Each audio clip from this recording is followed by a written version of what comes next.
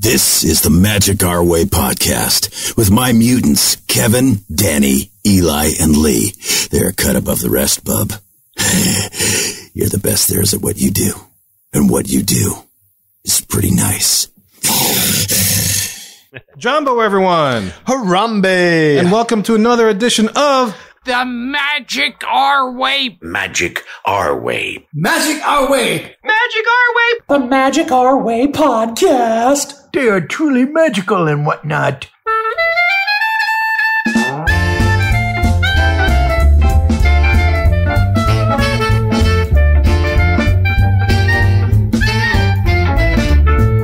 Asante Sana, everyone. You are listening to the Magic Our Way podcast from New Orleans, Louisiana, in the United States of America. We are artistic buffs talking about Disney stuff, and this is a show in which every opinion is welcome. MagicOurWay.com is where you can find this. For this show, we present our review of Spider-Man No Way Home. And look, this isn't your typical polished, practiced, pixie dust and Disney podcast. No, sir. We are not in the parks every day trying to tell you the best place to eat a hot dog without attracting any birds. No, sir. We're here to drink, talk Disney, and hopefully show you a web-slinging good time. That's right. So if you got a problem with that, what you need to do is kick back, relax that, and then when there's a part that you like on this episode, you just hit that playback. They can just thwip it.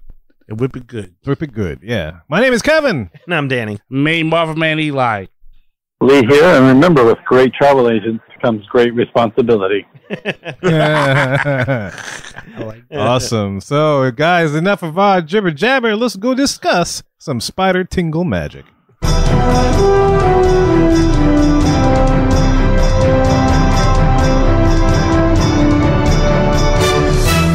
All right, here we are on the hub, and this is a Marvel Moment Hub. It's been a while since we played that jingle music. And it's very nice to hear that again. But for this episode, we are reviewing Spider-Man No Way Home, the Marvel holiday movie offering that was released in the United States on theaters on December 17th, 2021. And so here's the official plot summary from Columbia Pictures as well as Marvel. And it says, with Spider-Man's identity now revealed, our friendly neighborhood web slinger is unmasked and no longer able to separate his normal life as Peter Parker from the high stakes of being a superhero. When Peter asks for help from Doctor Strange, the stakes become even more dangerous, forcing him to discover what it truly means to be Spider-Man. And of course, with all our reviews, before we jump into all the details, let's give a quick around the room and see whether you like the show, your reasons for opinion. If we want to rank it, we can rank it 1 to 10 if you want to do that. Doesn't really matter. But I figure, Eli, since you're the Marvel master, sir, you should have the first say. Is that Eli? I thought it was a young Ray Charles. How you doing? Oh, I thought it was Stevie Wonder. No, he doesn't have the dreads. Well, this is young Stevie before he had the dreads. Steve, I'm sorry. Yeah, I got prescription glasses, but unfortunately, the Christmas miracle is young Timmy can't see for a little bit. That's just how it happened, you know. I love this movie. Like, I think for this phase, the MCU phase there, this felt like a good comic book movie. It's got some twists and turns. I know we'll all get into what we feel about that. And that was one of the parts I think I liked. But there were some parts, I would say, that had my spider senses tingling, for lack of a better word. But the overall gist that I get is that Sony was telling Disney, "You welcome for what we built for you, and y'all need to really thank us for what you're taking from us." But all in all, a fun movie. Absolutely a fun movie. Glad to do this show about it as the comic guru, doing what we about to do as artistic buffs, talking some Disney stuff. And you thought you were out of a job after Endgame. I absolutely did. It's chock full this year of nothing but Marvel stuff. Aren't you happy you stuck around a little bit longer? Because of me, it was Endgame, and I was like, look, I was accepting my fate. It was so good you went blind. I did. Yes. I did. You're all Matt Murdock and the stuff. Story of the Glory had a lot happening, and I couldn't take it, so I had to put these on. Yeah, tune into the YouTube video, guys. Eli is wearing dark glasses. That's right. Because he broke his regular glasses. Because his eyes popped out of his skull when he watched this movie. It was that exciting. Now he's the IT guy from Hell's Kitchen. And I can catch a break. That's right. Hey, catch your phone number, girl. Yeah. God, what's all up? right. Who's next? Who has an opinion on this one? I'll go next if you want. Yeah, sure. Go ahead. I thought Eli captured it perfectly. This movie is just, I think the fun was the word you used, right? It's fun. Yeah. It's absolute fun watching this movie. It's like most Marvel movies in the sense that the story is severely lacking in any type of logic whatsoever and best not thought about too much. But who needs an airtight plot when you've got a Spider action. awesome setup? Yeah. The best villains for the past 7 Spider-Man, some other things that we never thought we'd ever see. That's Iconic. spoiler. That's spoiler. That's what I'm saying. Yeah. Well, he's keeping it general. He Iconic, is. Yeah. He's doing a good Iconic job. moments that you wouldn't have gotten. I mean, that's the thing. Who needs a story when you can deliver on relatable characters, iconic moments, comedic exchanges, fan service? You deliver the feels, but most of all, it's fun. And it really was an impressive movie. And there, again, don't get me wrong, there were a couple moments where Eli and I looked at each other in the theater and we're like, that's a little surreal to be. This should not be happening, right? But they always made up for it. Nice. Yeah, no, I totally agree. One of the first things that popped in my head after I was done watching the movie was that that was a lot of fun. Mm-hmm. There were moments where I had great joy. I had some of the feels. A lot of not retrospect. Just Nostalgia? Yeah, thank you. Nostalgia, Yeah, yes. that's what I'm trying to find. Yeah, a lot of nostalgia and whatnot. A lot of little hidden things here and there, which is great. Definitely a fun movie. I'll probably try to watch it again because that was just so much fun. I'd want to do that again because it was a hoot. You know, That's a great point. If it was on D+, I probably would have watched it 10 times by now. Is it just me, or did any of y'all walk out there and been like, we didn't deserve that? I mean, we deserve it because we're loyal fans, but we did not deserve. We didn't even think to ask about it. That would have been something like fans would have put together. Right. It was that much of everything. There's only one little thing they didn't deliver on in that aspect, and we'll get to that later. But I really kind of felt like I did not deserve that. Like, I'm not worthy. There was way over delivered. There was really a part. There were a couple parts. I talked to some neighbors about it today, actually, and they asked me about it, and I was like, I can't tell you anything because that's how much respect I had for what they did. You gotta love it. Well, the phone icon, aka Lee, has not spoken yet. Yes. Yeah, Lee. What do you say, you sir? Live from the Abilene? multiverse. Abilene, is that where you're at, Lee? Yes, sir. The exciting town of Abilene, Texas, with apparently the busiest hotel lobby I could find at 11:30 at night. Give me a card. I thought I'd have some quiet down here, but it's super ass loud. But yeah, man. Give it an hour; they'll all be out cow tipping. You'll have the whole lobby to yourself. Or square dancing. But yeah, man. Unless y'all are listening in Abilene, and in which case that is just a stupid. You got to show. put on that movie Rhinestone with Dolly Parton. Maybe and they're boot Sylvester scooting. Stallone. We love Abilene. They boot scooting up there. No, but especially even for someone like myself that's not like the biggest knowledgeable Marvel comic book fan, this was still a great movie, man. And it was, as you said, a lot of fun. I took my son to see it, and there was like several moments where he was like, "Oh my God! Oh my God! What? Are you serious?" You know, that was his reaction to a lot of the happenings in the movie. And, you know, I felt like still at a small disadvantage not having a lot of the background information and some of maybe the inside secrets that were being shared, but still was a great movie. One that I definitely want to see again. I've heard many people say this is the best Marvel movie yet. I don't know if I put it to that level, but Oh wow! definitely a fun ride and definitely worth the money. Yeah, Like best Marvel movie ever. That's what the people are telling you. it's That's what people are saying. Again, I don't know if I got to take it that level, but Yeah. it was definitely a fun movie. I did not regret my $21 that I spent. That's definitely up for debate. Lee. I think the last train to Clarksville is boarding. I heard them calling in the background. All aboard. Oh, shout out to Michael Nesmith. I didn't realize he died. Yeah, there was actually Monkey, a yeah. Monkeys Yeah. TV show marathon on TV. Oh, I yeah. love Mike Nesmith. I like Mike Nesmith too. Yeah. He was my favorite. Yeah, monkey. my wife told me that he passed away, and I said, no, that's not true. And then I saw her face, and man, I was a believer. Oh. Wow. Okay. Very nice. All right. Lee. Very nice. Well, look, hey, that is a conversation that is 100% plausible. Mm-hmm.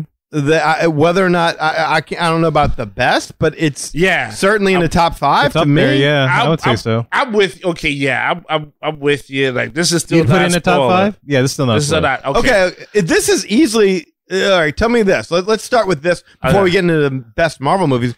Is this easily the best of the Tom Holland Spider-Man? Yes. Yeah, I could say Absolutely. that. I would agree with that. Homecoming movie. It's Yeah, that for sure. It's definitely better than the second one. Michael Keaton in the first was tight, but like I hate these non-spoiler. This movie depends on so many components to work. It's like an 18 episode. Remember the 18 when they had to build like something to get them out of a jam? Mhm. That's what this was like. So this was the best Tom Holland Spider-Man movie that they made. But okay, so there again, so we're all in agreement there, and it's just a matter of trying to figure out where this places amongst your top 5 Marvel movies, and who knows, one of these days maybe we'll do that kind of a show. But what I loved about this movie that I didn't like about the other two, I like that they kind of let Peter grow up a little bit. I was kind of over the teenage Spider-Man. The young, yeah. Yeah, Little I mean, the whole guys going to the homecoming dance and the school's going on their European vacation and he's this awkward teen who's trying to... I mean, I like the idea of we're moving into a Spider-Man that's kind of in his prime. Yeah. So that's what I like the most about this movie is that we kind of got to see him come into his own a bit. I like that. Yeah. I like that point. I like that point. Growing for sure. Yeah, absolutely. Oh, yeah. Cool. Well, we good to go to spoilers? Y'all ready to move on to that? let's do Anything that. I else mean, there? it seems like, what are we giving him, like 10 minutes of a non-spoiler review? That's plenty, right? Yeah. I mean, look, okay, so let me just say a couple non-spoilery things. All right. Yeah. Guys, comedy, oh my God. Oh my, this is one of the funniest MCU movies. Don't get me wrong, it's like every MCU movie, some of the jokes are hit and miss, but the ones that hit, it had the whole theater rolling. There was one point where I literally turned to Eli and I was like, whoever the writer was that wrote that scene had to be having the time of their life. Yeah. Just writing something that they never thought they would ever get the chance to write. Yeah. Unfortunately, to your point, Kevin, I kind of think that because of so much that happens in this movie, you really can't do it justice until you get to the spoilers. Right. That's the problem. Yeah, I was gonna Yeah, it makes say. sense, yeah. that there was not without spoiling anything. I don't know how it services the MCU in this particular phase. In phase 4? Yes, in phase 4. Okay. I had an idea on that, but we can. That's a wait. good- Yeah, that's I interesting had point, some yeah. too, but that was where my spider senses. Your spider tingle? Your Eli tingle? Yeah, Oh, the That's Eli right. tingle. Yeah. E tingle. I'll take All right. that. Well, y'all- Tingle-y. The E harmony. How you doing? Yeah. I'm Y'all out ready? here. Y'all ready to move on to spoilers? Yeah. I we- guess if I you- don't really want to, but You don't want to move the spoilers? no, when you get I to be feel like free? we owe them a little bit more, but I just don't know how else to talk about it. Without spoiling, yeah. Without spoiling, 'Cause there's yeah, just so that's much what's that, always and that so attests tough. to the amount of fan service and the amount of. Here's the point: if you're hearing this and you still haven't seen the movie yet, what the hell are you waiting for? Or maybe having trouble getting tickets, man. I tried to get 3 seats together, and I told my wife, I was like, I guess you can't go because I can only get 2 seats together for this, the prepaid whatever. You know, Everyone's going to see it, man. that's a great point, Lee, and that's something that we can talk about real quick. Is that it took me three theaters before I was able to find 3 seats together where Eli, me, and my daughter Lily could go. It took the theater we went to, just for weird retrospect. I used to work for that theater, and I Oh, yeah? boycotted that theater. But for the sake of what we were doing, I was like, I'll push that aside. Well, to be fair, I paid for your ticket, so you didn't. And that happened patronize. too. Yes. Yes, absolutely. Well, that brings up something we can talk about. Is like Yeah. when we each saw this. Mhm. Like I just saw it today, like as we're recording this. So like I saw it, and then we're recording right after. So I have that perspective. When You did you got it guys? fresh. We saw it on opening day. We saw it on Thursday. Okay. Yeah. And there was some hooting and hollering in the theater, Yeah. which I'm not a fan of. I don't like when people do that. Like, it's one Yeah. thing if you're at a Broadway show or performance or whatever, and the actors on stage react to it. Yeah. they know to kind of pause and wait until it starts to die down to pick up the dialogue again. But when you're screaming and yelling and dialogue is taking place in this very big scene, yes, and it's the first words this person's really spoken, and I can't hear it, I want to scream back, "Shut the hell up!" Yeah. Yeah. So I mean, I get it, but they can't hear you. Yeah. They don't know you're applauding. Exactly. I don't know who these people are who are doing this. I think that they can't hear it. Yeah. I'm sorry to tell you this. If you're just listening to this, you don't know that. When Danny texted me and he was like, "Hey, what do you think you could do this theater, that theater?" I remember I was like, "Man, I so wish this just jumped on Disney Plus." Like, I don't wish for a pandemic, so to speak, but I was like, man, I did like the convenience, the ease of if something showed up, like Black Widow, pretty much. Like, like I was like, man, I wish that just would have went right to that. But yeah, in the movie theater, it's a different experience just to try to get to that point, and especially if you're trying to critique it. And other people are there because, they try to get with their girl. They try to make them look cool, whatever. Mm-hmm. They don't have the same motivation we do. Well, with D+, we can pause and rewind if we missed something. Right. If or if you got to go to the bathroom because you sat through 30 minutes of trailers and commercials. Oh, my God. Well, hold on, Lee. Well, when did you see it, man? I saw it yesterday. I saw it on Friday. And, like I said, my kid got out of school early on Friday, so I was just like, let me go ahead and pre-purchase my tickets for the 2:00 show. Oh, no, maybe not. 2:30? Oh, maybe not. 3:00? Oh, maybe not. So I had to keep going down the line. We finally found a showtime with 2 seats together. And I saw it like a day ago. And definitely I was, as Eli said, I'd like to be able to at least repeat watch it a couple times.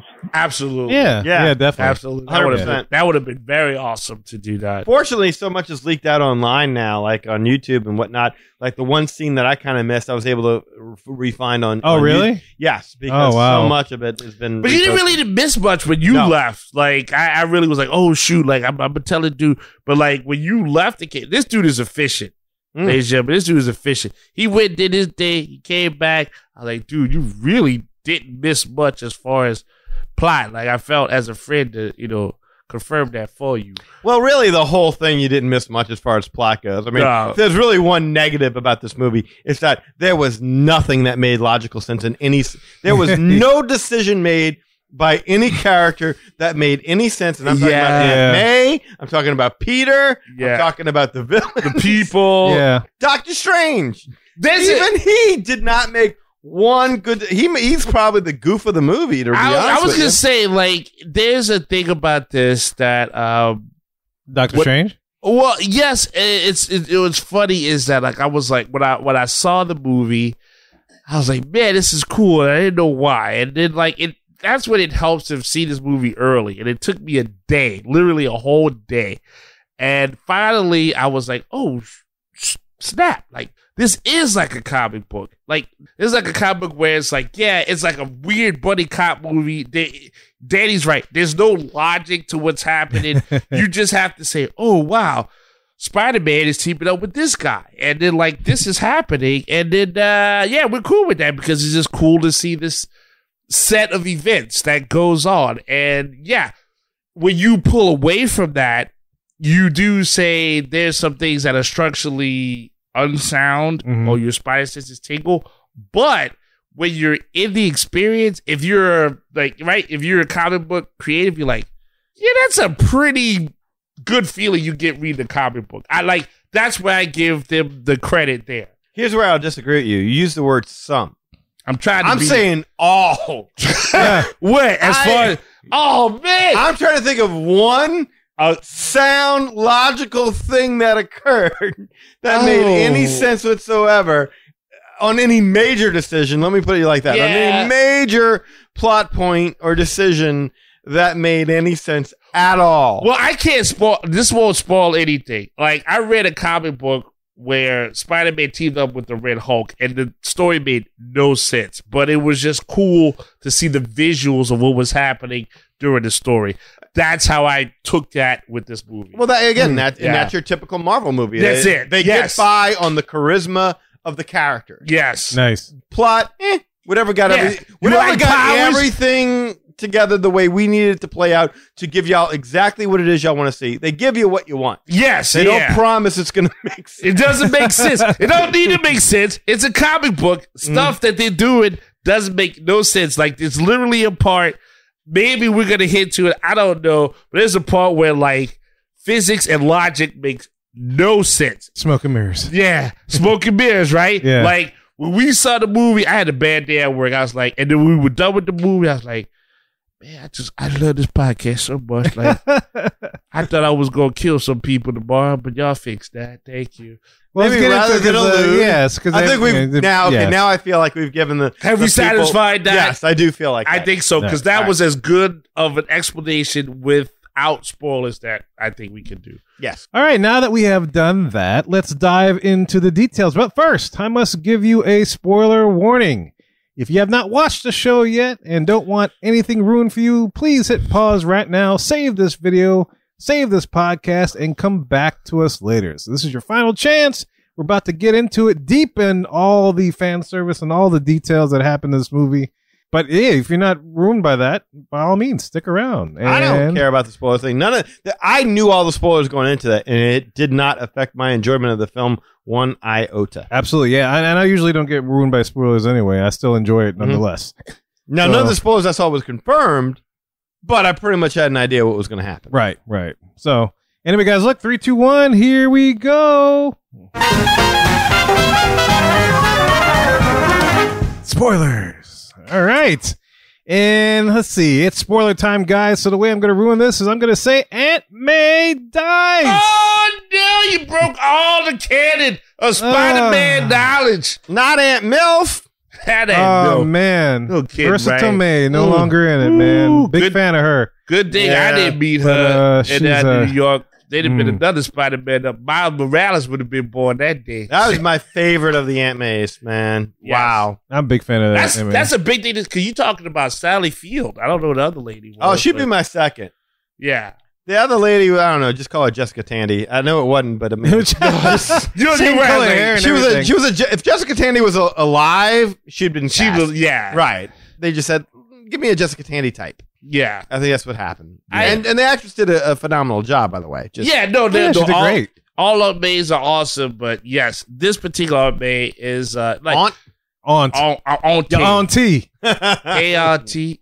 Yeah. Hey, auntie. Yeah, how you go? That's my Killmonger impression. There's, I think, yeah, that was one of them. Mercer to me. I mean, wow, you know. Yeah. Oh, man, my cousin Vinny, all those movies she's been. Yeah, I've always Different been World. a big fan. Yeah, all Different that. World. Yeah. And what a way to go out, though, huh? Oh my! That's a hell of a way to go out. Yeah, because like at first you're like, oh, okay, she's okay. She's okay. Well, she got whacked by that sled, man. Yeah. I was surprised she was up. Well, But, it didn't kill the Goblin, but yeah, I'm with you. Like, I saw that part, and I was like, no, because all right, for those who don't read a lot of Spider-Man, I was like, I just learned everything I want through the movies. Aunt May doesn't die. Like, she doesn't. That doesn't happen. She gets messed up. Yeah, Uncle Ben does. Uncle Ben is he gone. He but like, did. Aunt May, she might get kidnapped. Dr. Octopus might take her and make her his bride. That happened in comic books. I thought that was going to happen. I thought they were going to have some little romantic tryst. Yeah, you know what I'm saying? Like, so, like, weird things happen to Aunt May, Yeah. but her dying is never a part of Spider-Man canon because that's like the Ma Kent to Clark Kent or, Superman or whatever. I mean, that's like the Alfred to Batman. That's like the heart of their character. So most comic book creators know that's like, yeah, don't touch that. And the fact that they were like, yeah, May, you got to go. Like, I didn't think it was possible. And Danny was sitting with me in the movie.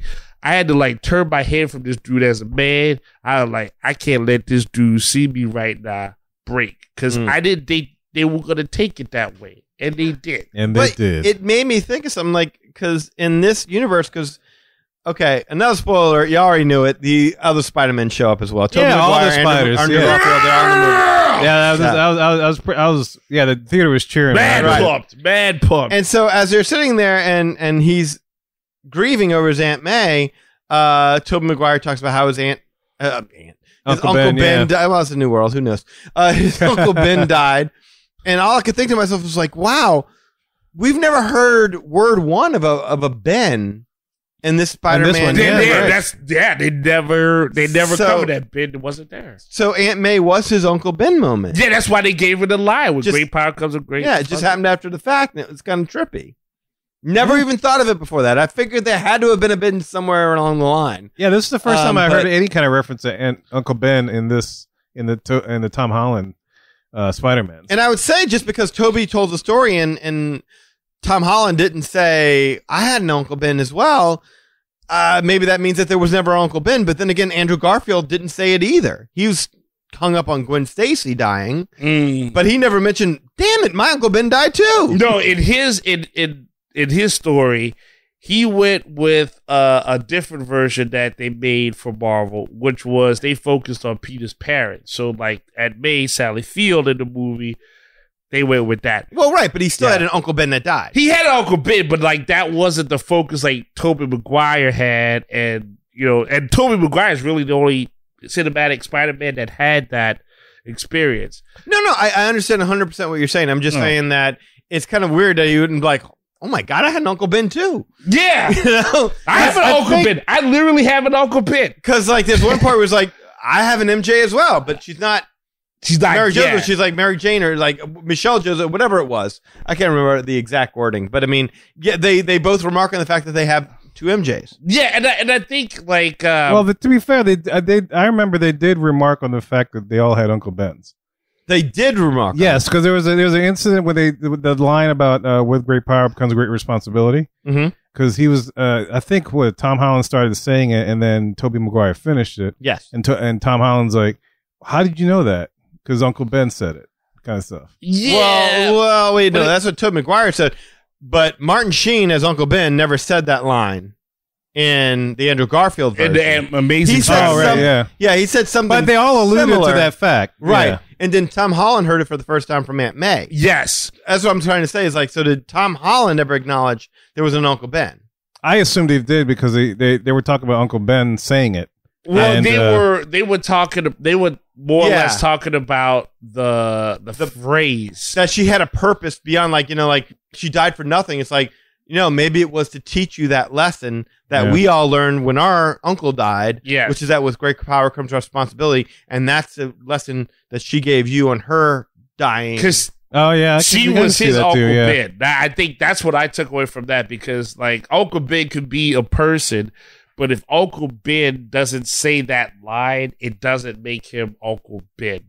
Does that make any sense? Right, like, the concept of Uncle Ben. Yes, the concept. You are an Uncle Ben expert. I am Spider-Man. You do have an Uncle Ben. I have an Uncle Ben. I've been called Spider-Man at least 2 jobs. Has he ever told you that? No, he's been more like, hey, like, what's your fantasy football lineup and what is Danny picking? But that's a completely different story. And would you trade me Jonathan Taylor for Kirk Cousins? Yes. Nice. We have discussions about when I was younger with him. But yeah, he actually, to be fair to him, if it wasn't for him, I wouldn't get into comic books as deeply as I did. Okay. Well, there you go. That's the actual truth. That's total truth. That's so nice. Uncle Bens do have an effect on your life if you are into comics. Got your power. Yeah. Again, that line is displayed for the character that has the most impact on Spider-Man's life, because that is the canon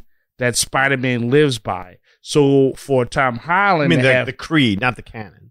All right. Well, I mean, it's both Star Wars. Canon is like that's his body of work, his canon of work. Like his creed, his motto. But okay, but all right. Well, it's not spoilers, but I mean, like, even if you use this is spoilers. We're on spoilers. Yeah, it's spoilers, right? So I mean, like, he's helping these villains out. I mean, he even uses that before she says that when she's about to pass away. So he's already embodied that. She's his Uncle Ben. That's all I'm trying to stress. Right. That's Uncle Ben. Okay. That's all I'm trying to stress. All right. That movie hit me on too many cylinders. like emotionally right now. I know, we're in an Uncle Ben vortex. I'm trying to figure out how to get out of here. Yeah, I was going to say, like, I'm pushing you out right now to get you, because I'll take you to tangents that You won't believe. Yeah, right now, it was The easy. Uncle Ben thing real. It was easier for Doctor Strange to get out of the Grand Canyon Yeah, I know. You don't want to get out of this conversation. You don't want a piece of my mirror first. It's all tangent related. All right. So what part do we want to? Where do we want to start? Wow. Well, okay, look, I'll back up. I'll Okay. back up from that. I want to say that one of the main things that like really tied this movie together were the villains. Because the main thing about this movie is you have to have seen all the Spider-Man movies that preceded this movie to at least appreciate what you witnessed. But the trick was, or the caveat was, it was minus the Tom Holland Spider-Man movies, his villains. Like you had I can answer that. You had to bypass that. But William Dafoe, as the Green Goblin, they made sure he was the definitive Goblin. I mean, like I really You liked it?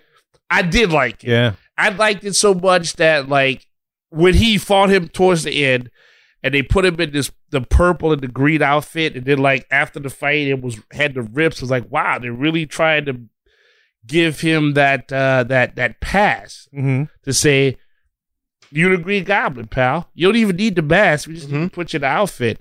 Yeah, I was kind of hoping they did a little bit more with the Green Goblin, to be honest with you. And that's fair. I kind of wanted to see a new iteration of him.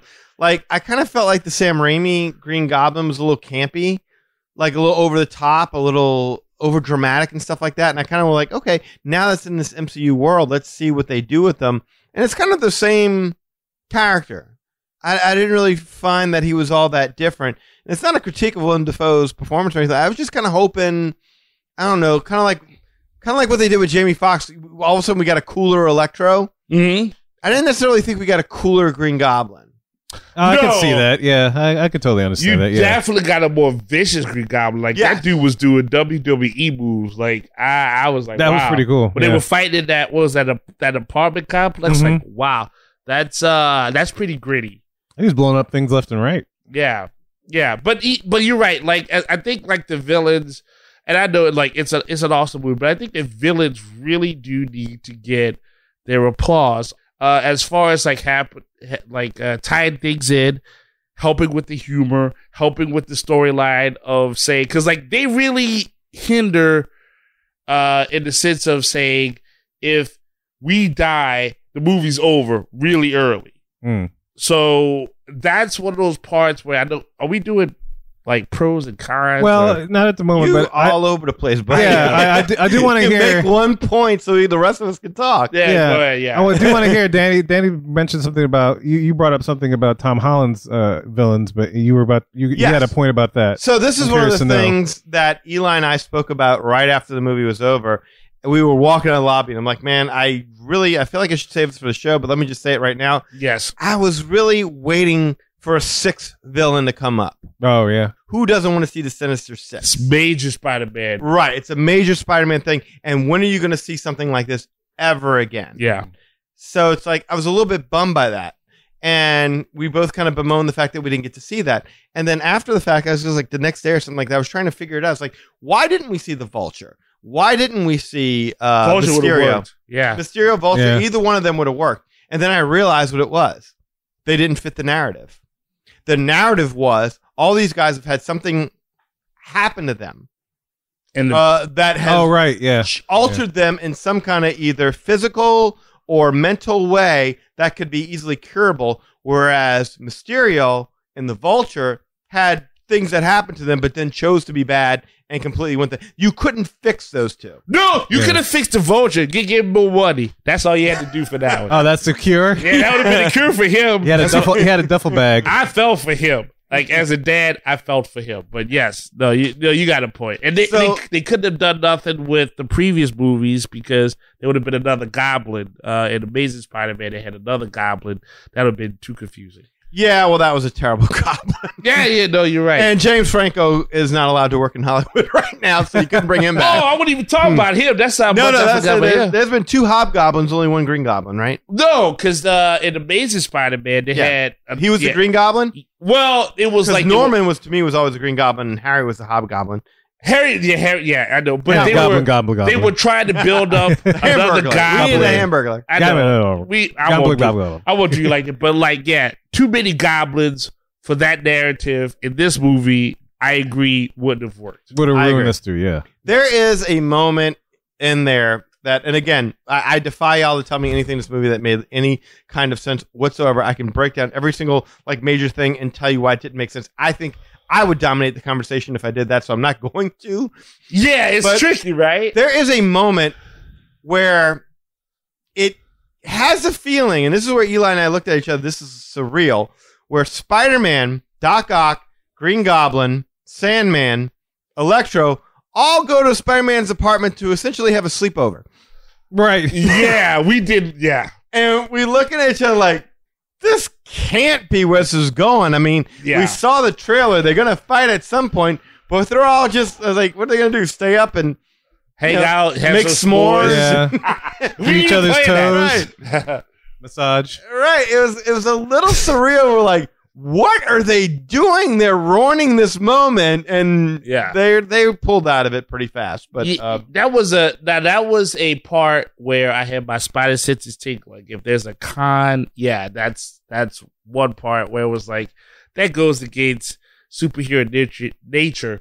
I didn't know if it was something where it was like because we talked about It's this. like a clubhouse. Yeah, like is it a talk on mental health? Because that's nice, but I don't want that level of narrative in a superhero story, Yeah. you know, because if that was the case, they did it pretty much realistically. Like, you know, yeah, we could cure a few people, but the other people will still try to kill you. But yeah, that part was a little weird. we had that conversation afterwards. It was like, it's kind of capricious when it comes to mental health. Like these guys, something bad happens to you. Oh, it's totally understandable. You go on a murderous rampage and kill a lot of people. Totally understandable. You just need to be cured.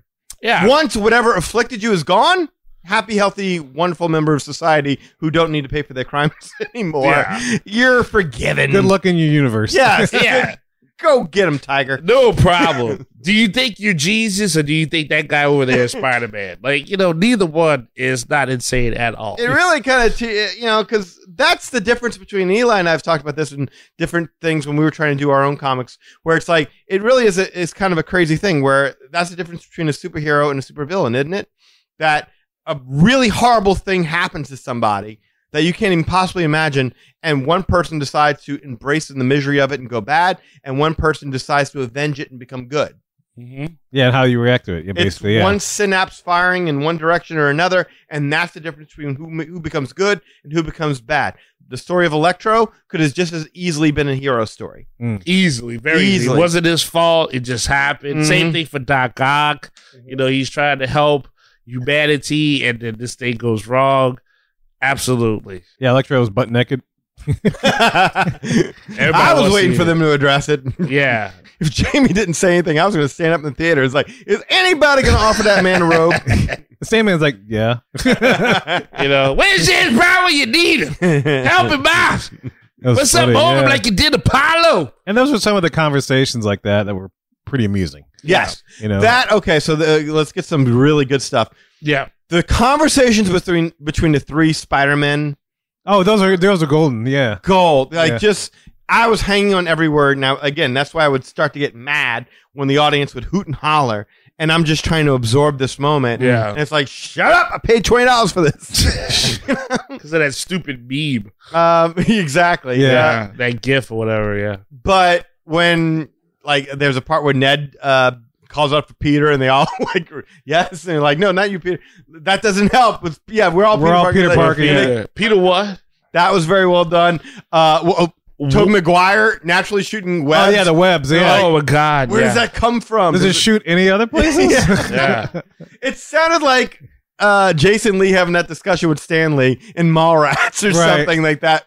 Conversation would have taken place in that universe. I love the fact that they were all comparing the villains they fought in each of their movies.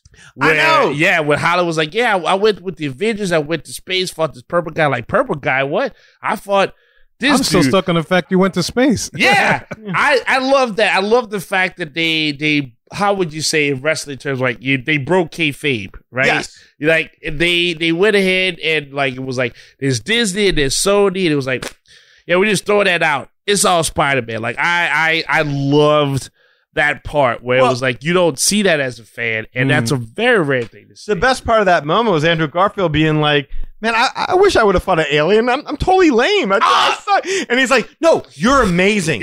You're amazing. And it's like, you might as well have just winked. Like, Tobey Maguire might as well just did one of these to the audience. Yeah. Like, that one big wink. Oh, well, yeah, speaking of winks, that reminds me of the Jamie Foxx comment. It was like, man, I thought you were black. Yes, I was doing all these things. same. Like somewhere there's a black Spider-Man. I'm sitting in the audience like, yeah, Miles is here. Just bring him in. But you know what? Miles has made an appearance. Yeah, but oh, really? Has he? He was in, I want to say the Homecoming one, where there's a character named Miles Morales. Yes. He was never a Spider-Man, but they did bring they a guy pass in. him by. Oh, Yeah, I'll have to. I forgot about that. Yeah. yeah, you had the tour. No, I was gonna say like as a, I don't even know how this is gonna come out, right? But whatever, man. It's a Just great let it movie. go. Just let it go. As a black man, like, figure it I identify with Andrew Garfield. Like, that was my favorite Spider-Man. I know, like, Tobey Maguire was the first one. Yeah. But, like, I actually bought the Andrew Garfield Spider-Man movies because they were. It had Dennis Leary in it, too. I like Dennis Leary. Yeah. But it was, like,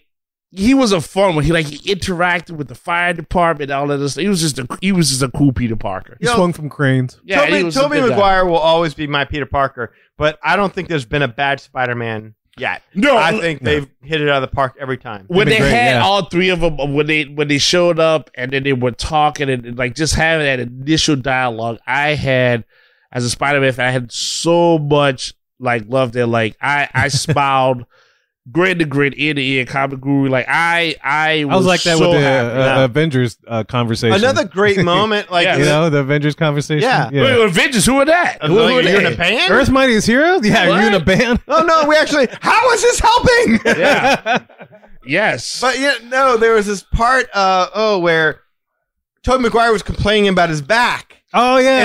And Andrew Garfield cracked it. It was a complete callback to when he's like, I'm back. And he plummets and he hits his back on the car. He's like, my back. My back.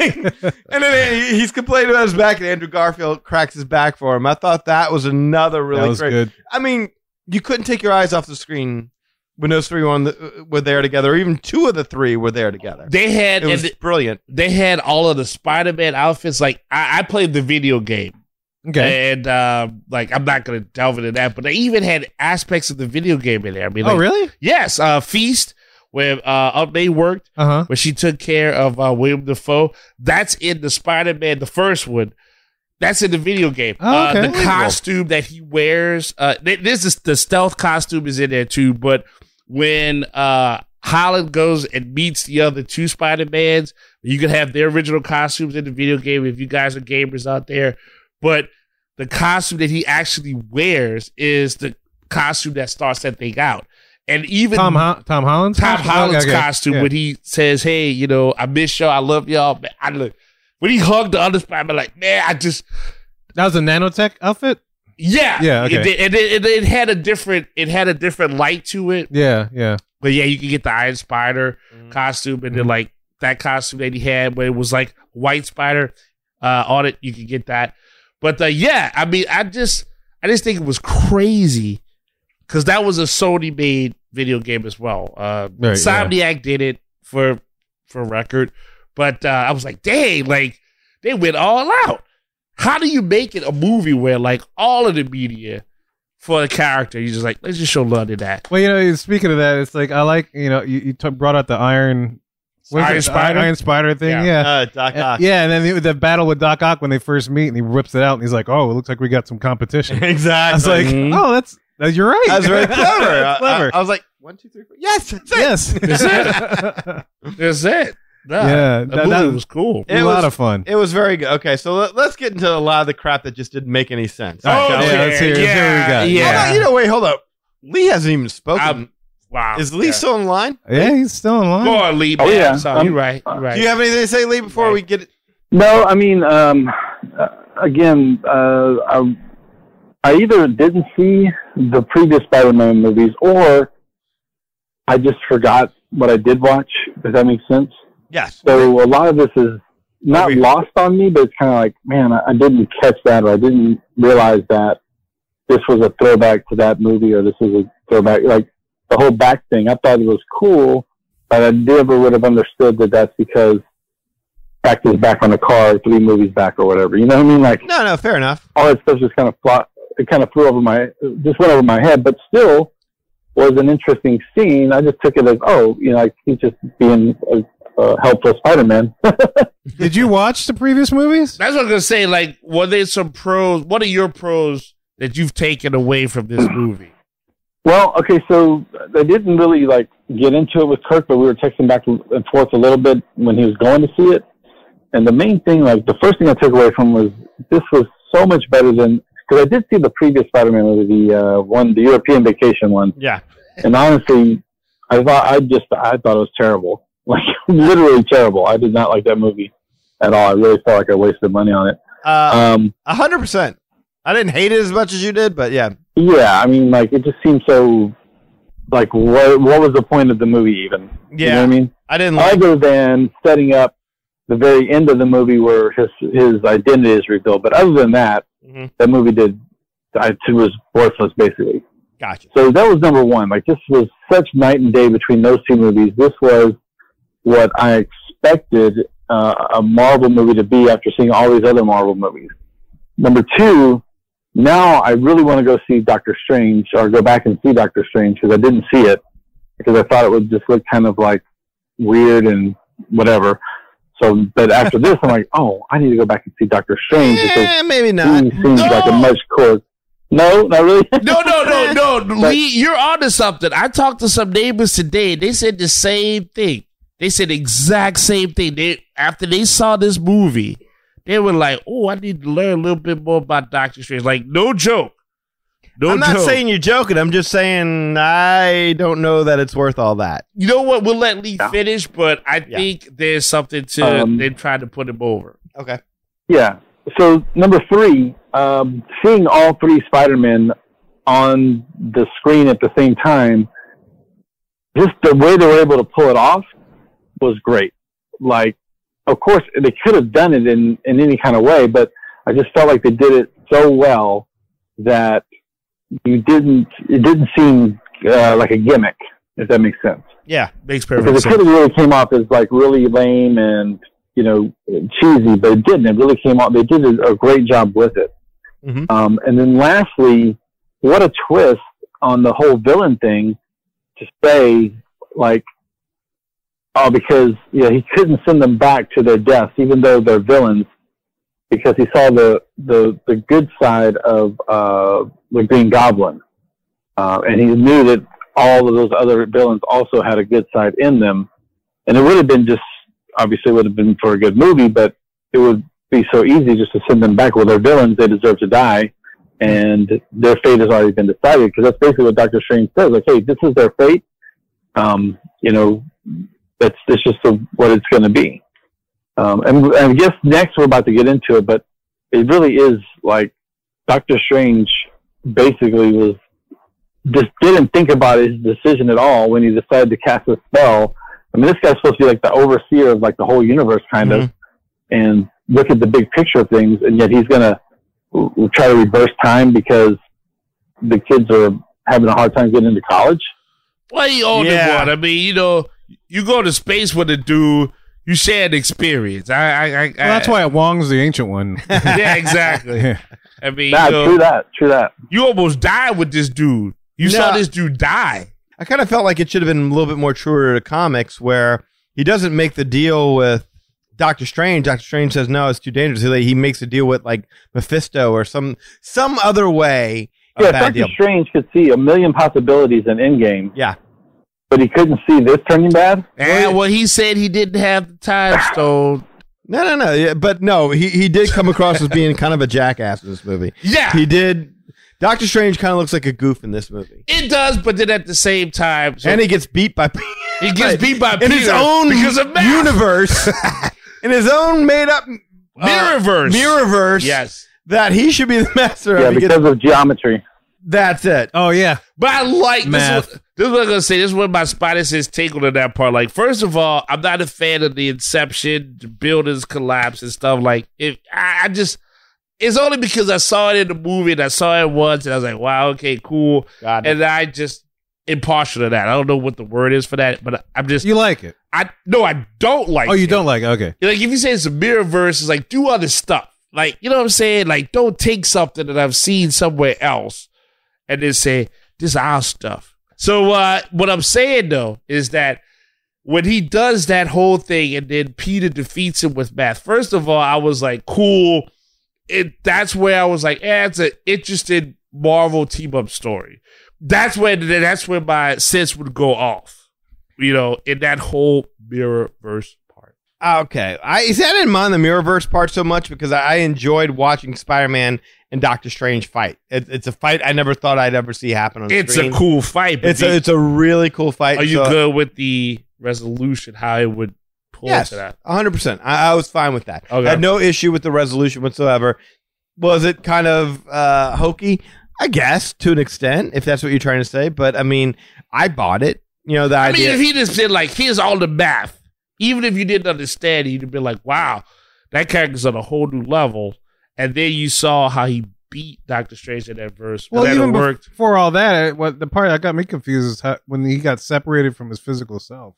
Yeah. Like, how was he able to control I all wouldn't that? even. I was gonna wait for another segment on that, but That was another one. Yeah, I that didn't was quite get that. Yeah. that's a big one. Yeah, that was well, I don't know if it was a big one. That to me, like a big one is when they start off the beginning of the movie and it's this whole big deal, and it's like, yeah, the world knows he's Spider-Man, and the government comes in, they arrest everybody, and you're in big trouble. And then Matt Murdock goes in and like, yeah, they'll never make anything stick on you. You're all good. Don't worry about it. Go ahead. That thing about that murder of Mysterio, no trial. All the vigilantism that you've been doing, government says keep it up, doing a good job. You work in a law field. You're mixing too much right there. That's your Mirrorverse doesn't make sense to us with the law and the reality of stuff. It's just common sense. Yeah. that he would have had to have stood trial. Yes. For the death of Mysterio. I mean, especially since apparently half the Earth still thinks that Mysterio was right and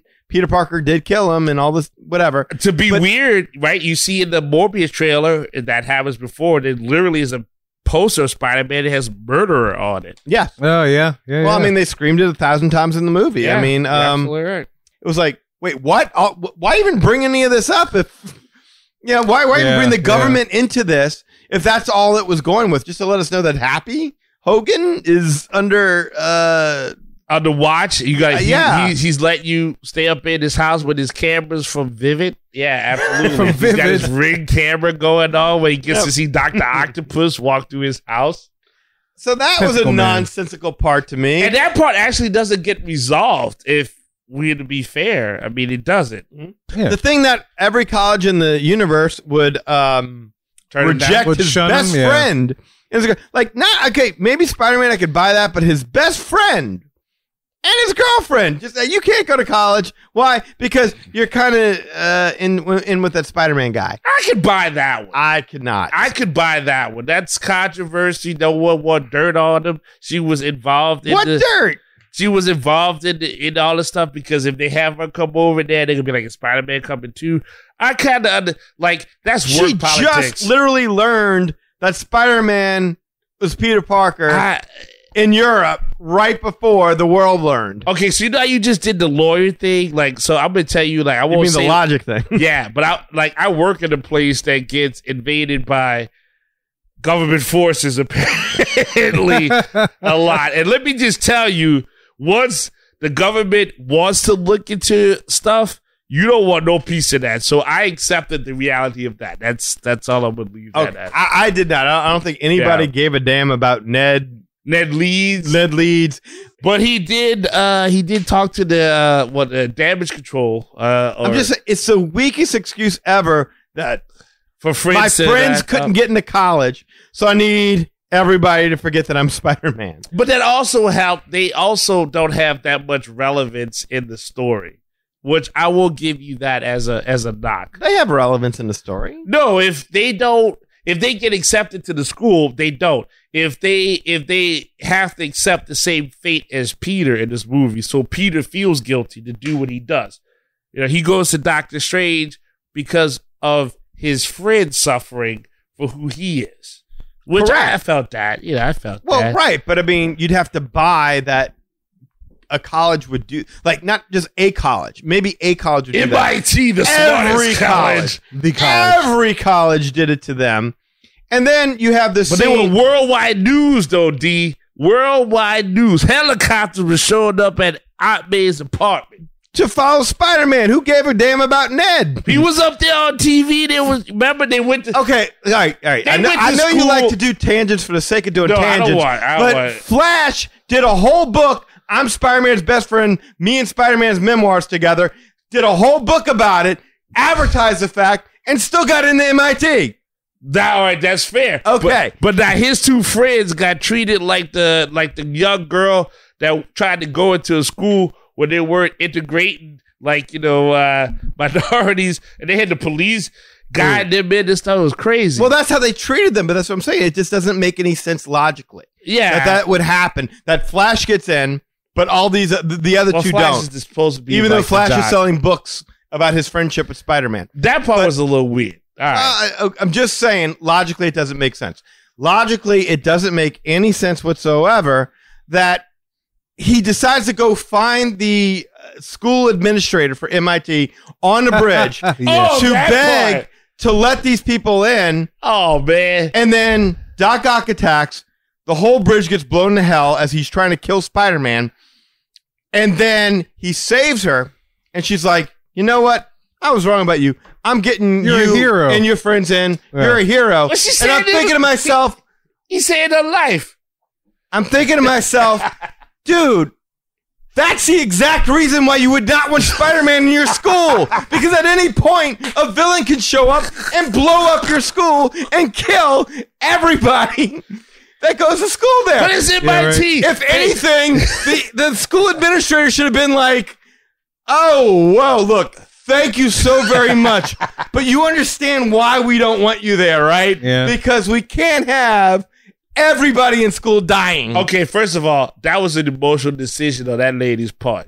I think, you know, I think she was like, you know what, Pete, I'll give you a shot. Because, you know, she almost died. And then he saved her. So she's probably like, you know what? That was an emotional reaction. Right, you know what? Yeah. Like, if you like, I will deal with you. And then, like, you drive off somewhere, your tire blow out. And then Peter Parker shows like, hey, I got a spare tire that can fit your car. And then, like, you break it off for you. I mean, you kind of like, you know what? But thank you. I mean, this is a lot. You recognize this is a story, right? It's not real. I do. No, I do. It's got to make sense. I don't think we can go with. It was just an emotional decision. I don't want to fight you. And she changed her mind when she got back to MIT. I think like, yeah, I don't want to fight you on that. I just think like that particular part, I kind of glossed over that. I'm not saying, no. I'm not saying anything that we're talking about here is we've already said it. This is the best Spider-Man movie we've ever seen in this universe. Yeah. I'm saying no major decision that led to any consequential plot development made any sense. It doesn't, you know what? It doesn't affect the MCU Phase 4 in general. The whole movie, yeah. Yeah, the whole setup. I agree with that. Like, I was hoping for that. I don't know if I'm jumping on a whole other world. No, yeah, that's valid because I was going to bring up the same thing. It's like I'm not sure how this fits in the whole thing. Yeah, I think that for Spider-Man, I think because of the issues with Sony and Disney and the license aspect, this was like them like, I love you. Let's just love Spider-Man. And then like that's what happened there. But yeah, as far as like an MCU Phase 4 thing, any decisions that was made in this movie really made like no impact on the MCU Phase 4 whatsoever. If anything, it might have been a push for Doctor Strange's movie. Is that...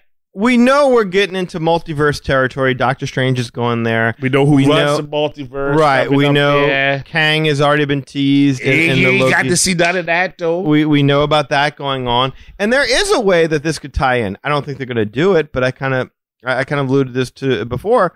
I had a question at the very end of this movie, and I can see a really easy way that you could take what happened in this movie and kind of bring it forward. There's that whole thing where Doctor Strange does that spell at the very end where everyone forgets that Peter Parker's Spider-Man. That was very heartbreaking. When he did that, if his actions affect all across the universe, did he make it to where Tobey Maguire's... I was wondering that too. Yeah, like MJ doesn't know who Tobey Maguire's Spider-Man is anymore. Yeah. Aunt May doesn't know who Andrew Garfield's Spider-Man is anymore.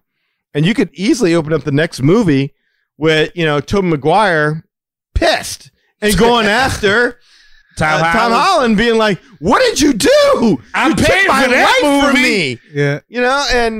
And doing it like that. So I could see them doing a sequel like that. And then Andrew Garfield's like, kind of like Back to the Future 2 when Marty McFly shows up and he tries to go in his house. The guy's shooting at him like, "You damn right, you know." and he goes running out and he's got to figure out what the hell happened.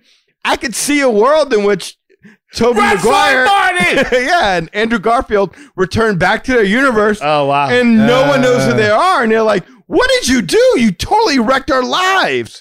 This was stupid." That would be. Yeah. I think is it a fair thing to say after Spider-Man, the Spider-Verse? Into the Spider-Verse? Yes, Into the Spider-Verse. Miles Morales one? Yeah. Maybe Hollywood is like, ooh, how do we turn this into this and that? Because that's a great point. I took it as they were ending all the other franchises of this movie. And all right, Tom Holland's the guy.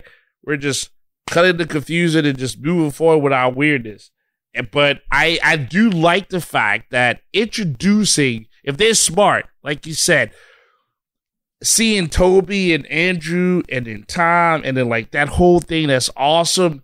Yeah, man, if they can reinvent that and then say this is part of a multiverse, yeah, they might be onto something. How does that deal with the other characters? Because you don't see that. That's like breaking kayfabe. That would be like seeing Michael Keaton and Val Kilmer and George Clooney deal with the dude from what's the Ben vampire? Affleck.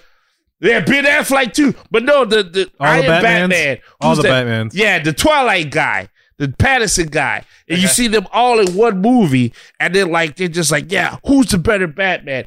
And as a viewer, you're just that's not supposed to happen.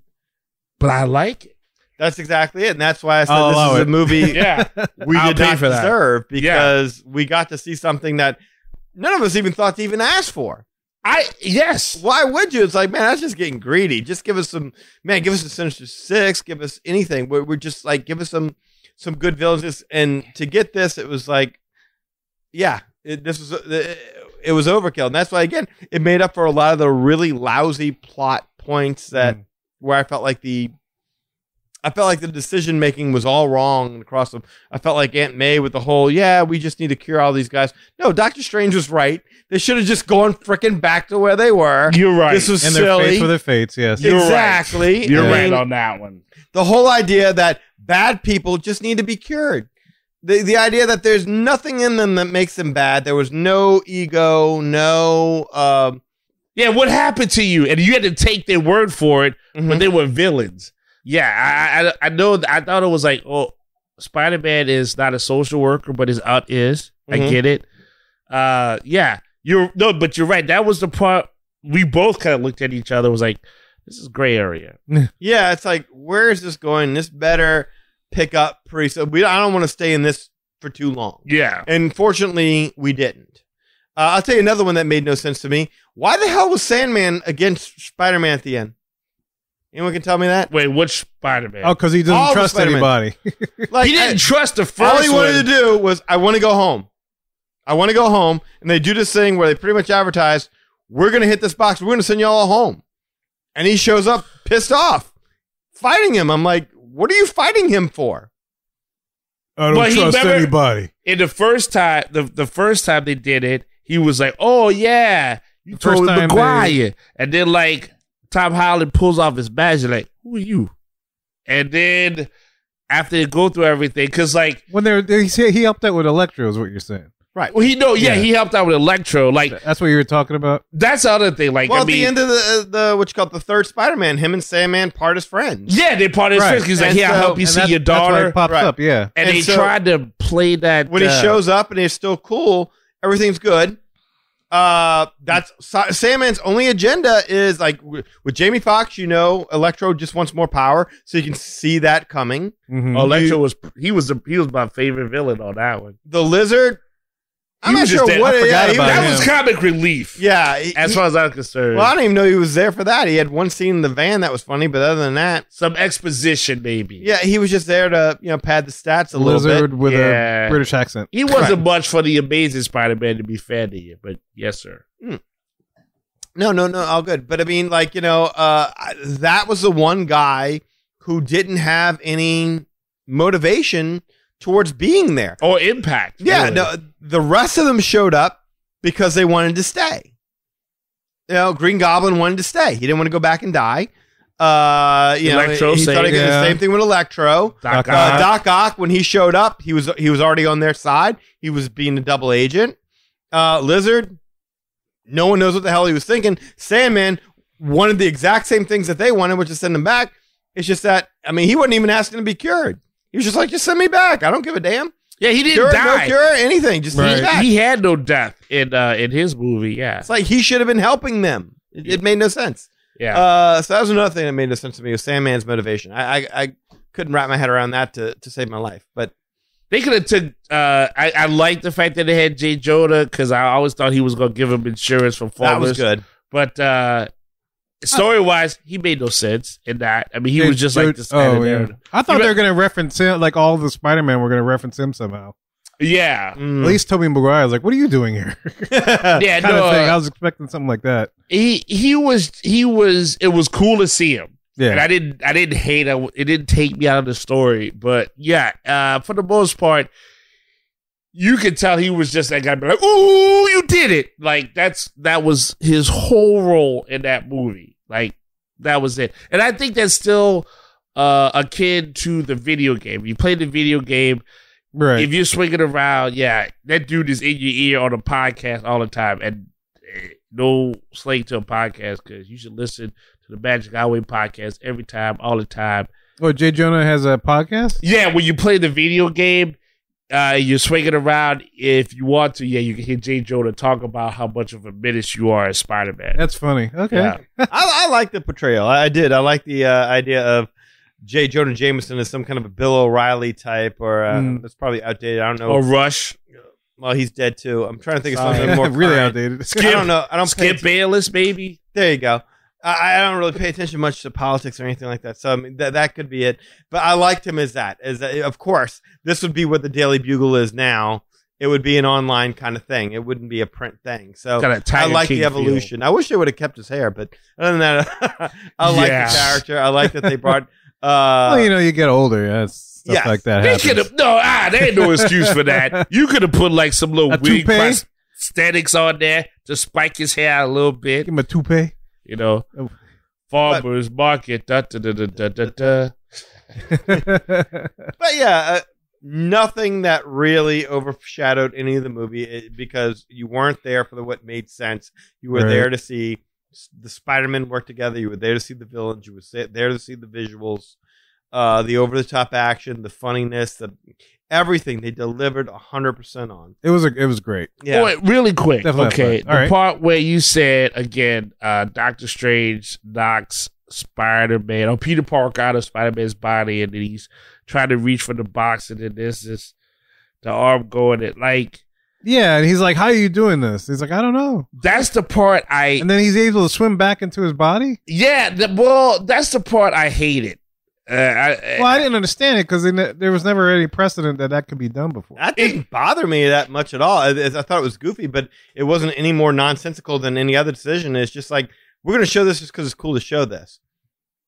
That's all. I think that's the only reason they did it. It was cool to see it happen, but it was kind of like, I was like, okay, wait, that is Doctor Strange's I think point of strength. No, but I think that what they're trying to show you is that they're doing a flashback to Avengers Endgame where the ancient one knocked Bruce Banner out of the Hulk and controlled him, but clearly Strange is no mystic one and can't completely control it from happening. That's what I took from it. I would have taken that explanation though, as opposed to like, first of all, that's a big ass box. That's what you need an explanation for? No. Well, I mean, everything that happened in the movie, a throwaway gag. That's what you need an explanation. No, but yeah, because in the other parts, it's like, all right, fine, it's a Spider-Man Marvel team up kind of thing, and I've read Marvel team up comic books, so I know they're out the box. But if you knock a dude out his body, and then like his body is still reacting to where you, as a living person, do not have the skills to grab a big ass box out of a dead person's head, there's something wrong with that. That was the only part that was like, all right, that's a little weird. That to me is just it's a fight, and everything that they throw in there is just, hey, this is part of the fight, and whether it makes sense or not, who cares? Because it has nothing to do with the plot. It's just part of the fight. But I mean, like there was a major plot holes all throughout the movie. Yeah, that's fair. But the fight didn't make sense. That's the part where I'm like, because that's a crucial part. If he gets the box, he eliminates all the villains. So like, there's no life in Spider-Man's body. You can accept that as geometry in the Mirrorverse. That's Spider-Man. I didn't say I liked it. I'm just saying it's like it's a fight. It's not. It's gonna be what it's gonna be. No, you can't knock the spirit out of another person's body where they can't react to what you're doing, and then still make that go forward. I just explained it. Like he wasn't as strong as the Mystic One. Or Ancient One, or whatever the hell her name was. Okay, but there was... At the time I was watching the movie, I was intrigued by that scene, though, because it's like there was never any... It's weird, right? Well, no, there's never any precedent in any of the Marvel stuff where somebody can do that. Mm-hmm. I would have taken... But having just seen Doctor Strange screw up a spell... I think you explain it now, it's believable, yeah. Yeah. But at the moment in time in that, I wasn't even thinking about that. No, I mean, okay, if... Don't get me wrong, I'm with y'all. I thought it was ridiculous and over the top. But logically, like, that's like 11th on the things that I could drop fair. A Rhino truck through. In terms of holes in this movie, that was way down the list. I just think that like as a comic fan, you do have to have that level of disbelief. But yeah, if you knock the soul out of somebody and then their dead body is just react, like if Tom Holland be like, "Well, I got good spider sense," I might have accepted that, but I wouldn't have digested that really well with a bunch of butter pecan ice cream. You know what I mean? It wouldn't have been that sweet to me, but it was just kind of weird to see how that just went. And then he was like, let me swim back to my, like literally he's going like this to his body. And it's like, you know what? Okay. Like I'm in the movie, but you were dead. Like to my experience. And if you're going to use the Hulk, that is two different alter egos. Spider-Man's the same guy. You knock the Hulk and the Bruce Banner's the same guy. No, they're two different bodies. They're two different entities living in the same body. Yeah, but the bodies transform into like something different. You have a normal guy and you have a big hulking guy. So you have like a psyche that's split. Right, but if you hurt the Hulk or whatever, it's going to show up on Banner's body. Maybe.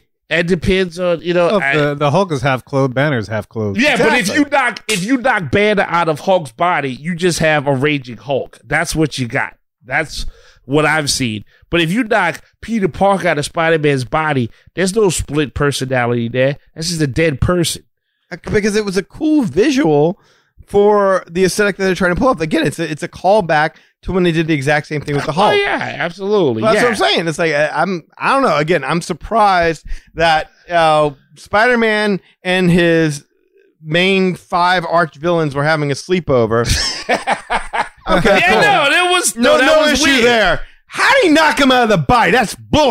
Well, yeah, because he dead. He dead, D. He dead. What do you mean he's dead? If you're a theorist, you knock the spirit out of a body, there's no spirit there. They dead. Yeah, but I didn't catch that he was dead. If you knock it, see, okay, fair. That's a religious theology thing, right? Well, no, I mean, he says he just separated whatever self with his physical spirit from self. his body.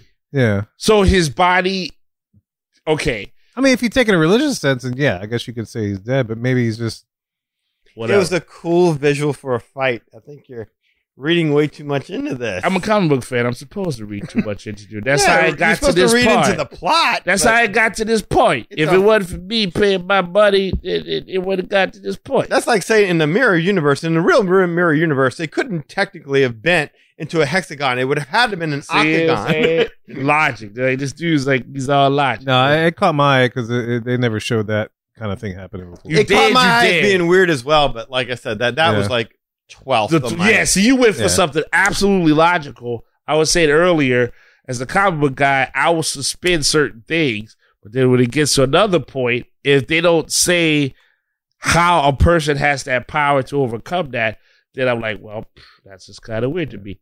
I'll bring up one more point and kind of on the same line. It didn't bug me.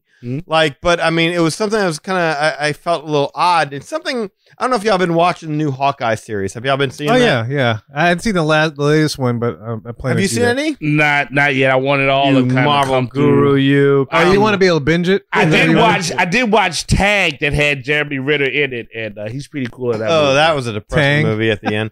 So Go ahead. in Hawkeye, spoiler alert for all those out there. Oh, I know who shows up in it. No, not about who shows up. But Okay. this is a very minuscule spoiler alert. Okay. There's a point where Hawkeye and them go to see a Broadway musical. Yeah. And it's called I Could Do This All Day. Is that about it? So like the Captain America It's musical. Captain yeah. America the musical. And they're doing the song, and it's everybody on stage dancing to I Could Do This All Day. Like, and they're doing this whole song and dance number.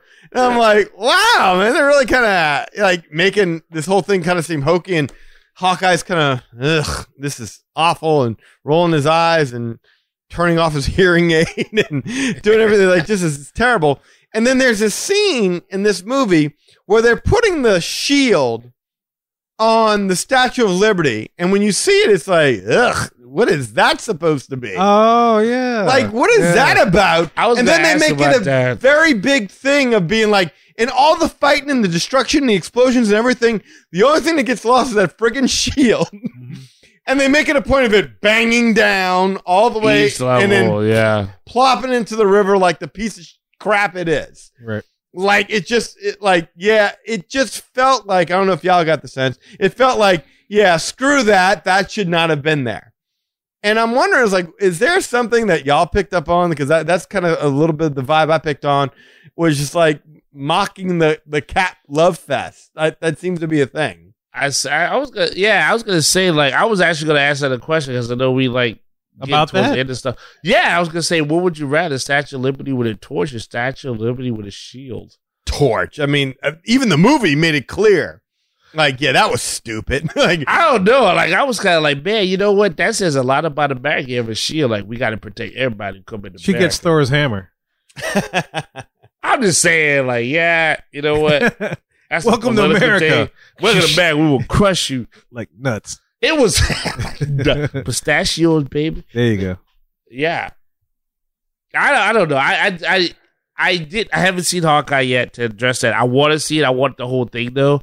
But Next week you can do that. it was weird. It was weird to see the shield when I was used to seeing the torch, especially to go back to being Spider-Man. Like, you know, there've been a lot of Spider-Man fights from the Tobey Maguire one and the Andrew Garfield one, where they go off of the Statue of Liberty.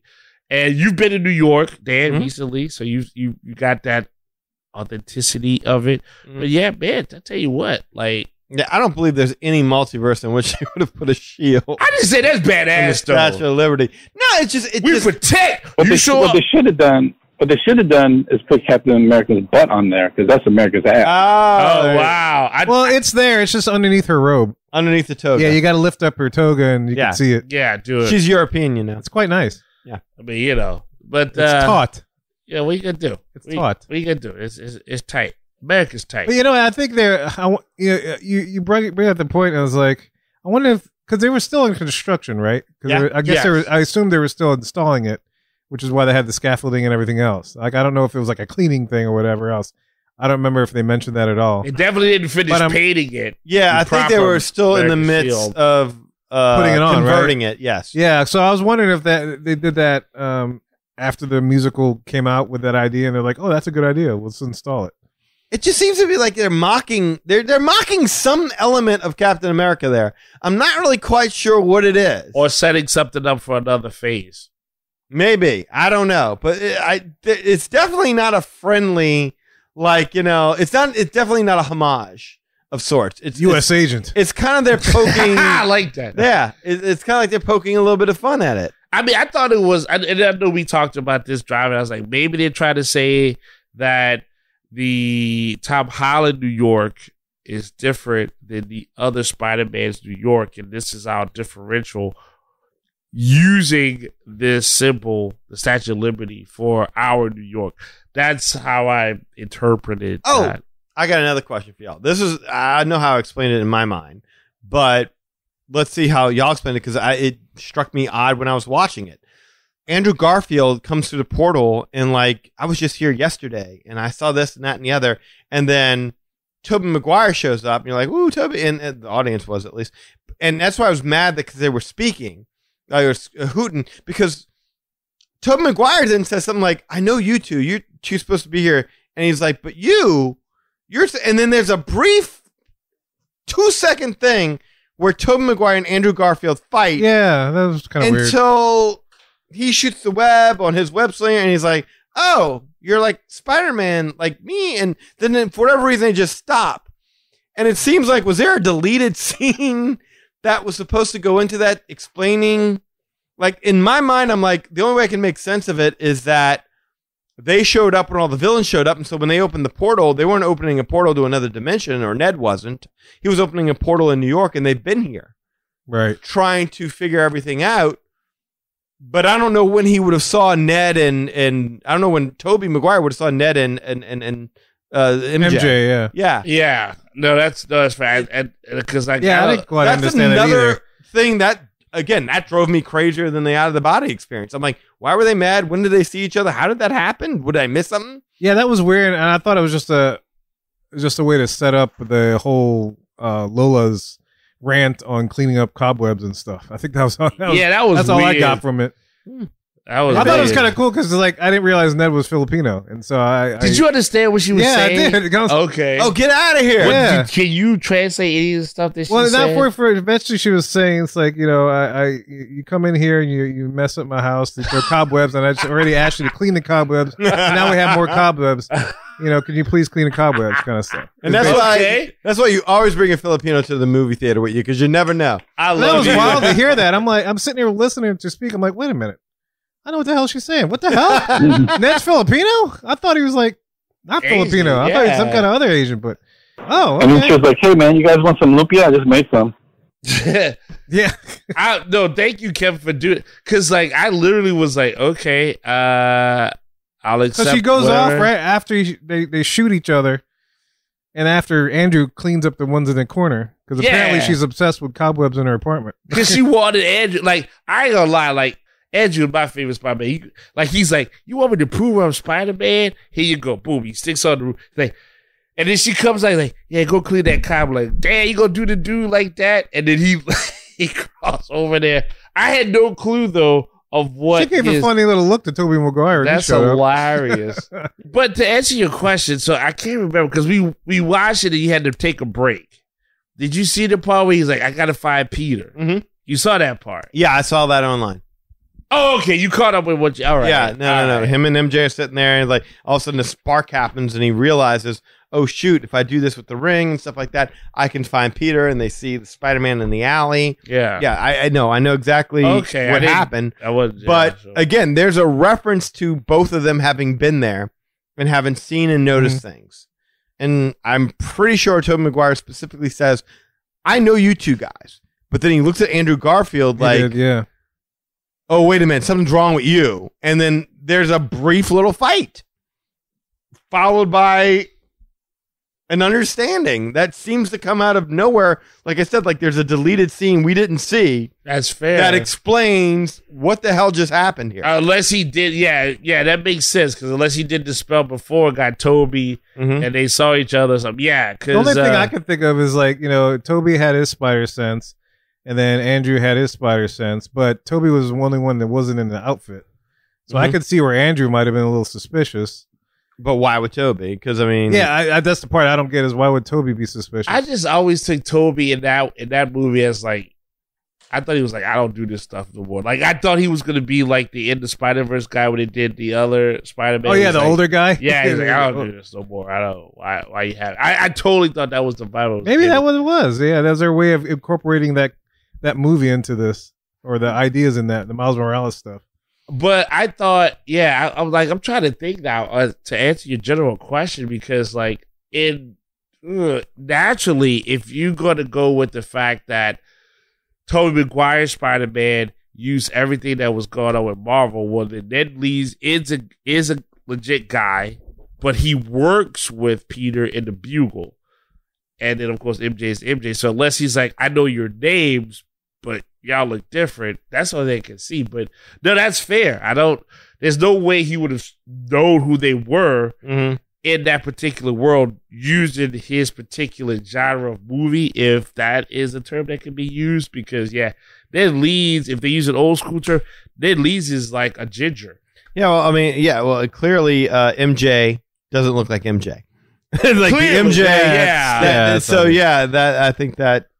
Yeah, I would not wouldn't think be that MJ either. I would not. Which one?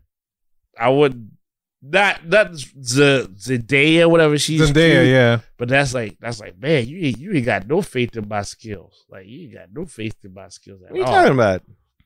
As far as like who's the better MJ after 3 movies, you know what I'm saying? Like she's got a cold. Wait, what? I like her. I don't know, like that MJ as opposed to the Kristen Dunst. Kristen Dunst or Kirsten, is it well, there's Kirsten? Gwen Stacy. Oh, Gwen Stacy. Yeah, there's yeah.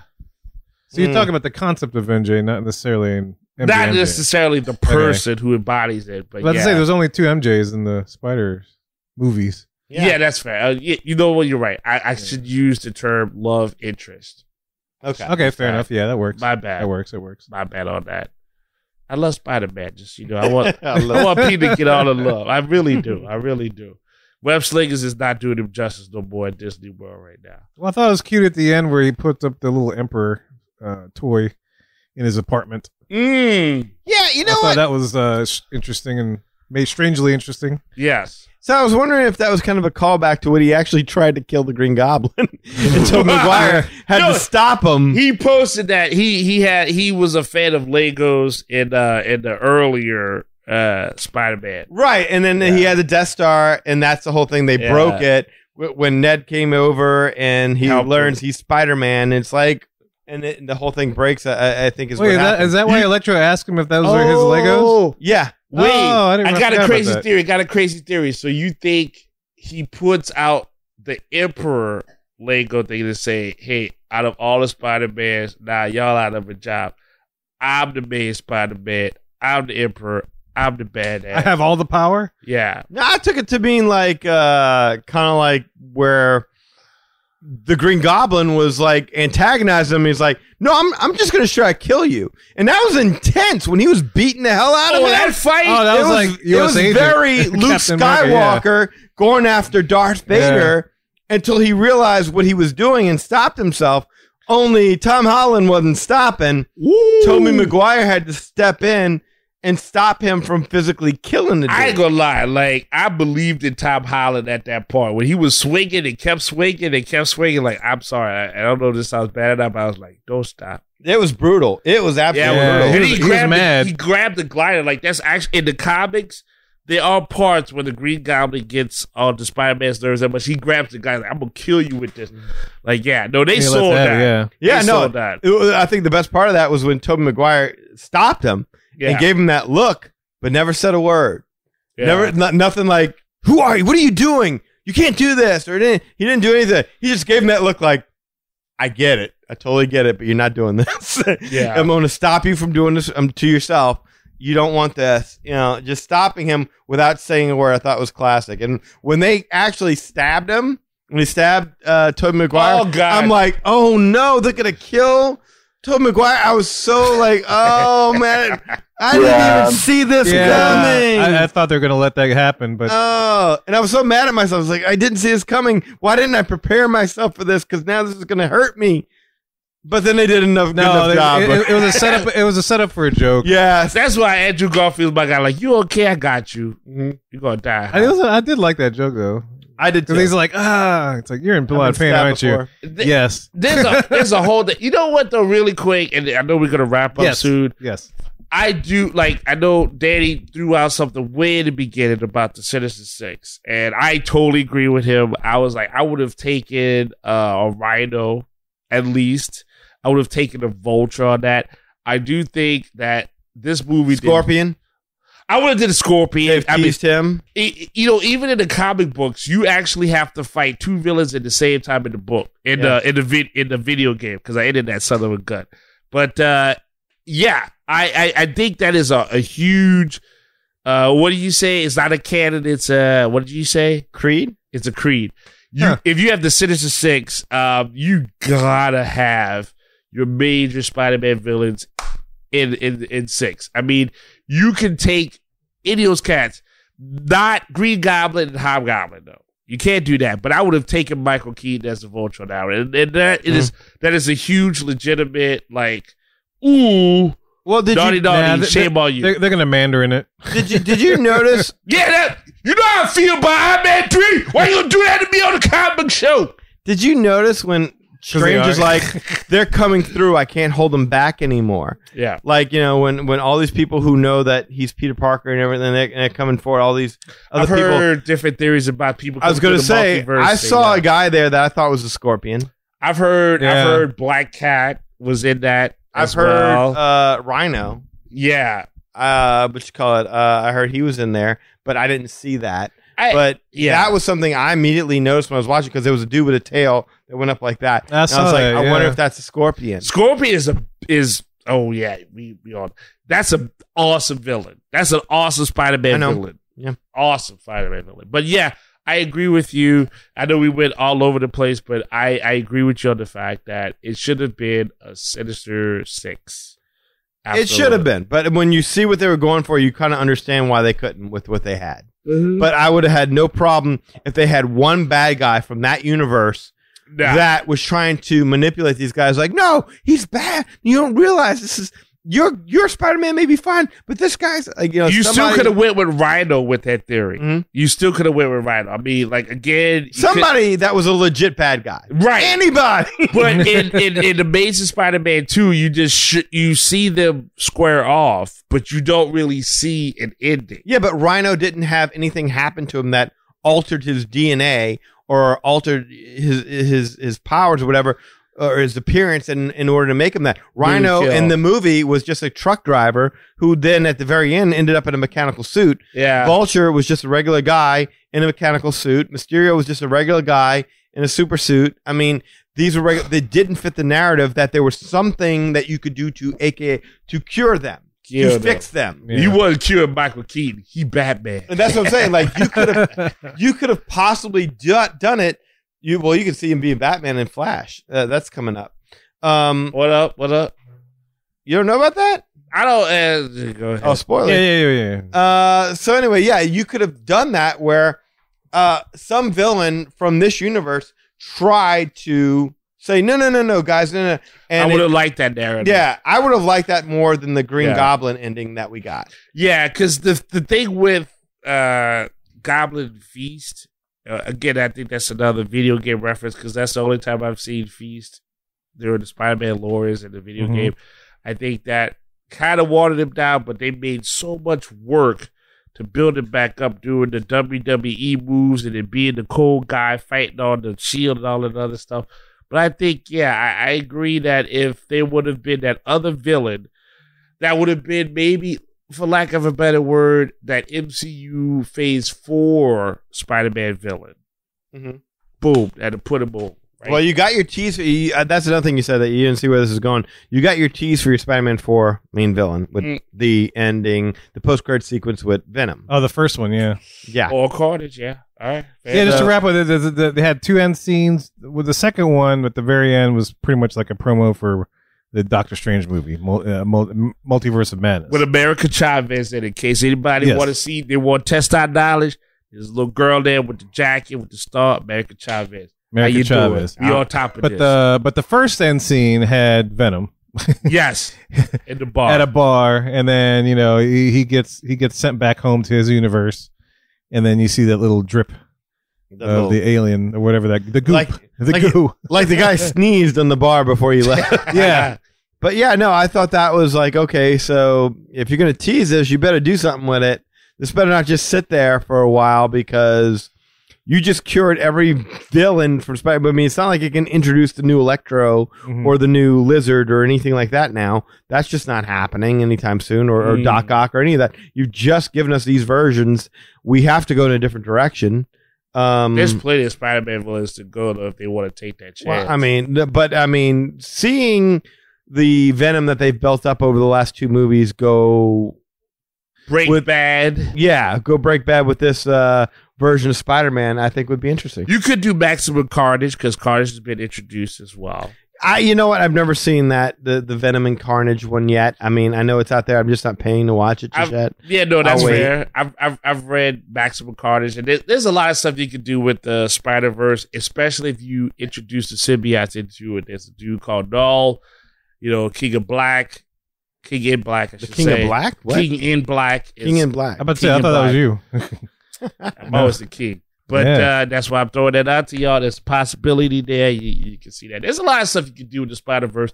But I think that, wrapping it up, yes, I think that the people that made this one, I like the chance that they took overall. They broke some rules. They were like, hey, if you're a Spider-Man fan, and that's for y'all to know, if you're a Spider-Man fan, if you've played the games, if you've watched previous movies, it's a great payoff. Great payoff. I don't know the rest of what the MC Phase 4 cinematic part of it has done. We've covered Loki and Falcon the Winter Soldier, but this one, as far as going to the show, that's worth it. 1 to 10, what would you give it? I gotta give it like at least an 8.5. When I was in the theater, I was thinking 7, but maybe 8. Somewhere in there. Lee? I'll go 8, 8.5. Yeah, I'd go 9. That's fair. I mean, I would have really. I had more of an issue with the plot points, but I mean, the plot points. It says something for me to be so focused on plot that I stopped caring a while back, and it didn't matter, and it didn't affect my enjoyment of the movie at all. So I'll knock it 1 point just for the fact that nothing made sense. This is better than Black Widow. I agree with that. I mean, that's not even a fair comparison. I mean, seriously, I would put this in my top 5 Marvel movies told. Which we mentioned, which we mentioned, which we don't have to go in now because we could use that. I know. No, we got to think on that. Yeah, we'll have to think on that, and maybe we'll present that in a very near future show for sure. You got it, bro. But we're curious to know what you guys think about Spider-Man No Way Home. Send us your thoughts, and we're about to tell you how to do that in just a little bit. Well, guys, we hope you enjoyed that discussion about Spider-Man No Way Home. If you want to learn more about us, magicourway.com is the way to go. There you'll find our social media links, past episodes, and more. Also, if you want to get in touch with us to share your opinions and your thoughts about this movie, you can do so through the following ways. You can shoot us an email at show@magicourway.com, or you can give us a call, leave a voice message, or a text message at 1-815-MOWEEKEN. That is 1-815-MOWEEKEN 669-4226. And of course, we have a couple of guys do things outside of the podcast. First of all, we got Eli, loves all things comics. Here we go. Hey, Rob Liefeld here. Deadpool, Cable, X-Force, Domino, Marvel Comics, Image Comics, all of it. You guys, what is up? Eli Ivory. What a great name. Eli Ivory, comic guru. I'm here to talk about you. I am here to say, check out ivorycomics.com. That's right, you. Check out ivorycomics.com. ivorycomics.com. If you're not doing that, you're missing out. You're missing out. The Savages comic cannot be beat, cannot be surpassed. You need to check it out, experience it for yourself. And you know the story. It's all about the glory. Congrats to you and all the magic that you're making with your Ivory Comics, Eli Ivory, comic book guru. Check out ivorycomics.com, comic book guru, Eli Ivory, the whole package. Deadpool said to. Do it. ivorycomics.com right now. Liefeld out. That's right. Just like Rob said, ain't no easy way out. Ain't no shortcut home. No way home if you're Spider-Man. But for me, luckily, I have a way to go home. And that's the Ivory Comics website, just like Rob said, where you can see everything that I've drawn and done and interviews that I've had. And always, without a doubt, without failure, a link to the Magic Our Way podcast. So you never miss a beat. You never miss a joke. You never miss an episode. You never miss a critique. That's how Synergy works. That's how we do it. That's how it's always going to be done. You can also find me on Facebook.com, Eli H. Ivory. As long as you like that, you're a real person. Nice to meet you. But if you're a bot, Lisa J. Marinetti, I know you're a bot. You try to get my love. Don't lie to me. I don't want to meet you no more. Get out of there. Let somebody else who likes bots say hello to greet you. Project Geisha's got a Facebook page, so facebook.com/Project Geisha. Go ahead and get a piece of that. Instagram, you can find me at EIV504. And of course, on Twitter, you can find me at Hancock166. So if you appreciate the madness, then you're just bringing me the gladness. Thank you very much. All right. And if you want to book a vacation anywhere as you're planning, your summer vacations, or if you want to travel down to the world for the 50th, you can do so through Lee. Lee, tell them how to book with you, sir. Just give me a call at 832-431-1621. That's 832-GOBBLE-GOBLIN. 832-GBL-GBLN. You can email me at lee@magicourway.com. You can find me on Facebook at facebook.com/LostLudicaTravel. That's LASTOVICA Travel. You can find me on Instagram at You Got a Friend in Lee Travel. And on TikTok, you can find me at You Got a Friend in Lee. And if you do that, we'll get you hooked up and booked up with No way home unless you book with a Lee Lastovica. Nice. In addition, guys, there's so many ways to support the show as a whole, and you can find them all on our website, magicourway.com. Any way in which you can support the show is deeply appreciated. We also want to thank you for being a loyal listener, and we always love hearing from our listeners. All opinions are always welcome in the Magic Our Way podcast, so make sure you get in touch with us today. So, Mohicans, we say Kwaharini. My name is Kevin. I'm Danny. Magic out.